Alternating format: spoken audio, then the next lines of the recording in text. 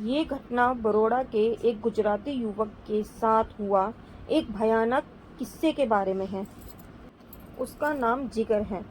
वो अपने माँ बाप के साथ अलगपुरी में रहता है। उसके पापा मिठाई की दुकान चलाते हैं और माता गृहिणी है। 5 साल पहले की ये घटना है जिसकी वजह वो आज तक भी डरा हुआ है।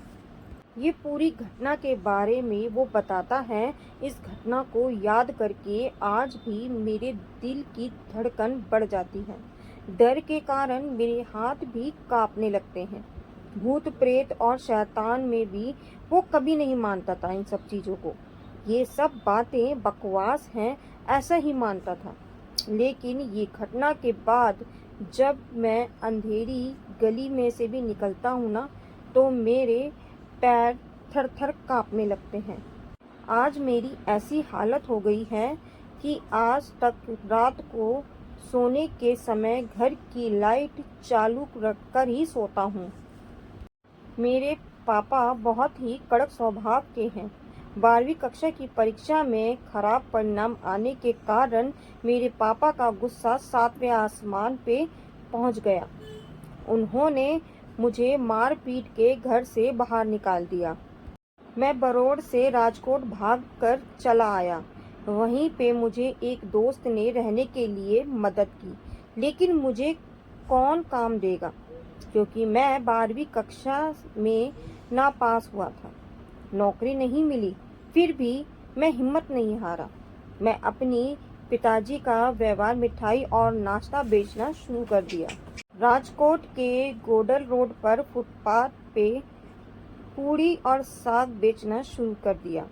मिठाई बनाना और सारे प्रकार के नाश्ते बनाने का काम मुझे मेरे पापा ने बचपन से ही सिखा दिया था। मुझे सब कुछ बनाना आता था, लेकिन पता नहीं कि मेरा धंधा ठीक से चलता ही नहीं था। पूरे दिन में मांड 2-3 ग्राहक आते थे। इसीलिए मैंने बनाए हुए सारे नाश्ते फेंक भी देने पड़ते थे। गोल्डन रोड पे मैंने जहाँ पर रेहड़ी लगा रखी थी, वो बहुत ही भीड़ भाड़ वाली जगह थी। मेरे सामने सारी रेहड़ियों पे भीड़ लगी रहती थी और मेरा काम जैसे बंद सा रहा होता था।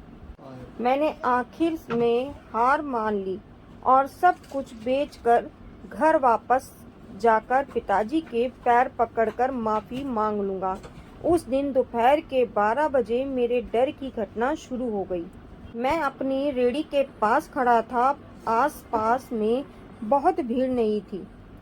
मैं पास में दीवार पे पेशाब करने के लिए गया और मुझे जोरदार झटका लगा। वहीं पे एक भयानक आवाज़ सुनाई दी और मेरे होश ही उड़ गए। मुझे ऐसा लगा कि कोई प्यासा पानी की पीने के लिए संतोष हुआ, ऐसा खुश खुश हुआ। थोड़ी देर की मेरी रेहड़ी के पास भीड़ जमा होने लगी और मैं ज़मीन पे गिर गया। जब मैंने देखा कि मेरी रेहड़ी के पास एक ग्राहक खड़ा था, मैं खड़ा होके उस ग्राहक से साथ में उसके बातें करने लगा। वो आदमी अजीबोगरीब लगता था। उसने मुझे कहा कि तुम्हारे पास जो भी खाने का नाश्ता है वो सब मुझे पैक कर देना। सामान पैक करने से पहले उसने मुझे पैसे भी दे दिए। मेरी खुशी का तो कोई ठिकाना ही नहीं था। उस आदमी ने मेरी सारी मिठाई, नाश्ता सब कुछ खरीद लिया और मुझे ज़्यादा पैसे भी दिए। इसलिए मेरी हिम्मत भी बढ़ गई और मैंने बड़ौदा वापस जाना टाल दिया। वो आदमी हर रोज़ आता और मेरी सारी मिठाई और नाश्ता खरीद लेता। एक बार मैं बाहर घूम ही रहा था और उस दिन मैंने रेहड़ी नहीं निकाली थी।